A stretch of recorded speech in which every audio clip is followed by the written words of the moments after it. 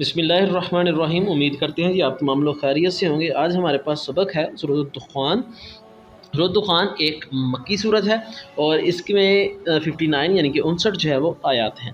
تو چلیے اس کا تعارف شروع کرتے ہیں۔ تو تعارف میں سب سے پہلے سوال ہے جی سورۃ الدخان کو دخان کیوں کہا جاتا ہے؟ عربی زبان میں دخان جو ہے وہ دھوئیں کو کہتے ہیں۔ اس صورت میں قیامت کے قریب ظاہر ہونے والے دھوئیں کا ذکر ہے، اسی لیے اس صورت کو سورۃ الدخان اس لیے اس صورت کا نام سورۃ الدخان ہے۔ تو یہ ہمارے پاس پہلا سوال آ گیا، سورۃ الدخان کو سورۃ الدخان کیوں کہتے ہیں؟ تو اس کو جو ہے وہ ہم ہائی لائٹ کر لیتے ہیں جی۔ اگلا ہمارے پاس ہے جی سورۃ الدخان مکہ مکرمہ میں اس وقت نازل ہوئی تھی جب اللہ تعالیٰ نے مکہ مکرمہ کے کافروں کو متنبہ کرنے کے لیے ایک شدید قحط میں مبتلا فرمایا۔ اس موقع پر لوگ چمڑا تک کھانے پر مجبور ہوئے اور ابو سفیان کے ذریعے سے کافروں نے حضرت محمد رسول اللہ خاتم النبیین صلی اللہ علیہ وسلم سے درخواست کی کہ قحط دور کرنے کے لیے اللہ تعالیٰ سے دعا فرمائیں۔ ہم وعدہ کرتے ہیں اگر قحط دور ہو گیا تو ہم ایمان لے آئیں گے۔ حضرت محمد رسول اللہ خاتم النبیین صلی اللہ علیہ وسلم نے اللہ تعالیٰ سے دعا فرمائی اور اللہ تعالیٰ نے قحط سے نجات عطا فرمائی، لیکن جب قحط دور ہو گیا تو یہ کافر لوگ اپنے وعدے سے پھر گئے اور ایمان نہیں لائے۔ تو یہاں پہ ہمارے پاس سوال بنتا ہے جی سورۃ الدخان کس وقت نازل ہوئی؟ آپ صلی اللہ علیہ وسلم نے جب دعا کی یا کافروں نے جو ہے وہ کس کو دعا کے لیے آپ صلی اللہ علیہ وسلم کے پاس بھیجا؟ تو اس کا جواب ہے جی ابو سفیان کو۔ تو جب دعا کے بعد جو ہے وہ قحط دور ہو گیا تو کافروں نے کیا کیا کہ کافر جو ہے وہ اپنے جو ہے وہ وعدے سے پھر گئے اور ایمان نہیں لائے۔ اب ہے جی سورۃ الدخان کا مرکزی مضمون کیا ہے؟ تو سورۃ الدخان کا مرکزی مضمون اللہ تعالیٰ کی نافرمانی کا سزا جو ہے وہ اس کا بیان ہے، کہ اللہ تعالیٰ کی نافرمانی کی سزا کا بیان ہے۔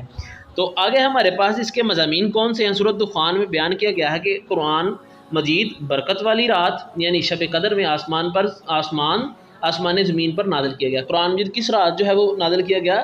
برکت والی رات یعنی کہ شب قدر کو۔ اس صورت کے آغاز میں قرآن مجید کی عظمت کا بیان ہے، اللہ تعالیٰ کی نافرمانی پر عذاب سے ڈرایا گیا ہے۔ آل فرعون کی مثال بطور عبرت بیان کی گئی ہے۔ کس کی مثال بطور عبرت بیان کی گئی ہے؟ آل فرعون کی۔ ان لوگوں نے حضرت موسیٰ علیہ السلام کی نافرمانی کی۔ آل فرعون نے کس کی نافرمانی کی؟ حضرت موسیٰ علیہ السلام کی۔ اللہ تعالیٰ کے عذاب سے ہلاک کر دی گئی۔ آل فرعون کا کیا نتیجہ نکلا کہ ان کی عبرت ناک مثال بھی بیان کی گئی اور انہیں عذاب سے اللہ تعالیٰ نے ہلاک کر دیا تھا۔ اس صورت کے اختتام پہ کیا بیان ہوا ہے جی؟ اس صورت کے آخر میں اہل جہنم پر مختلف عذابوں کا ذکر ہے، اہل جنت پر مختلف انعامات کی خوشخبری دی گئی ہے۔ تو یہ ہمارے پاس اس کے جو ہے وہ مضامین آگے۔ اب اس کے علمی و عملی نکات جو ہیں وہ کون سے ہیں؟ تو اس صورت کو پڑھنے کے بعد جو ہمیں علمی و عملی نکات حاصل ہوتے ہیں ان میں ہے جی قرآن مجید برکت والی رات یعنی شب قدر میں آسمان زمین پر نازل کیا گیا، کہ جو قرآن مجید ہے وہ شب قدر کو زمین کا جو آسمان ہے یعنی کہ اس کے آسمان کے اوپر سارے کا سارا قرآن مجید جو ہے وہ نازل کر دیا گیا، اور پھر وقت ضرورت جو ہے وہ آپ صلی اللہ علیہ وسلم کے سینہ اطہر کے اوپر جو ہے وہ نازل کیا جاتا رہا۔ یعنی کہ قرآن مجید جو ہے وہ سارے کا سارا کب نازل کیا گیا؟ قرآن مجید کب نازل ہوا؟ شب قدر کو، یعنی کہ برکت والی رات کو۔ کہاں پہ نازل ہوا؟ آسمان زمین پر۔ دوسرا سوال ہے جی قرآن قیامت کے دن نہ دنیاوی دوستیاں کام آئیں گی اور نہ کہیں سے مدد ملے گی، ہاں مگر جس پر اللہ رحم فرمائے گا اسے معاف کر دیا جائے گا۔ آگے جی ہمارے پاس تیسرا نکات ہے جی پرہیزگاروں کے لیے باغات چشمے اور ریشم کا لباس ہوگا۔ پرہیزگاروں کے لیے کیا انعامات بیان کیے گئے ہیں؟ اوپر والا جو پوائنٹ ہے اس کا ہے جی قیامت کے دن کون کام آئے گا۔ کسی ہم اب مشق دیکھتے ہیں کہ اس کی مشق میں کیا ہے۔ تو پہلا سوال ہے ہمارے پاس درست جواب کی جو ہے وہ نشاندہی کریں۔ تو پہلا MCQ ہے جی دخان کا معنی ہے، تو ہم نے پڑھا دخان کا معنی جو ہے وہ دھواں ہے۔ سورۃ دخان جو ہے یہ نازل ہوئی قحط کے زمانے میں، یعنی کہ دال جواب جو ہے وہ درست ہے۔ تیسرا سوال ہے ہمارے پاس کافروں نے قحط دور کرنے کے لیے دعا کرنے کے لیے نبی کریم خاتم النبیین صلی اللہ علیہ وسلم کے پاس بھیجا، ابو سفیان کو، بے جواب جو ہے وہ ہمارے پاس درست ہے۔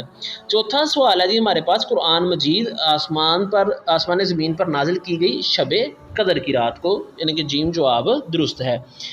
پانچواں سوال ہے جی ہمارے پاس انسان جنت میں جائے گا اللہ کے فضل سے، دال جواب درست ہے۔ مختصر جواب دیں۔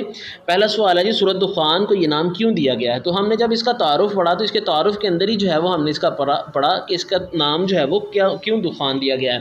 اس جواب کو ہم نے ہائی لائٹ کیا کہ جی عربی زبان میں دخان دھوئیں کو کہتے ہیں۔ اس صورت میں قیامت کے قریب ظاہر ہونے والے دھوئیں کا ذکر ہے، اس لیے اس صورت کا نام سورۃ دخان رکھا گیا ہے۔ تو آگے ہمارے پاس دوسرا سوال ہے سورۃ دخان کا مرکزی مضمون تحریر کریں۔ تو اس کے نیچے ہی تعارف کے اینڈ کے اوپر جو ہے وہ اس کا مرکزی مضمون ہے کہ سورۃ دخان کا مرکزی مضمون اللہ تعالیٰ کی نافرمانی کی سزا کا بیان ہے۔ اس کو بھی جو ہے وہ ہم نے ہائی لائٹ کیا ہے، آپ دیکھ لیں۔ آگے ہمارے پاس ہے جی तीसरा सवाल, सूरत दुखान के इल्मी और अमली निकात में से 2 जो है वो पॉइंट तहरीर करें। तो आप इसमें से कोई से भी 2 कर सकते हैं। तो हम पहले 2 करते हैं जी। कुरान मजीद बरकत वाली रात यानी शब कदर को आसमान ज़मीन पर नाज़िल किया गया। दूसरा सवाल है जी, क़यामत के दिन ना दुनियावी दोस्तियाँ काम आएंगी, ना कहीं से कोई मदद मिलेगी, मगर जिस पर अल्लाह रहम फरमाएगा उसे माफ़ कर दिया जाएगा। आगे हमारे पास चौथा सवाल है जी, अल्लाह ताला ने मक्का वालों को कैसे निजात अता फरमाई।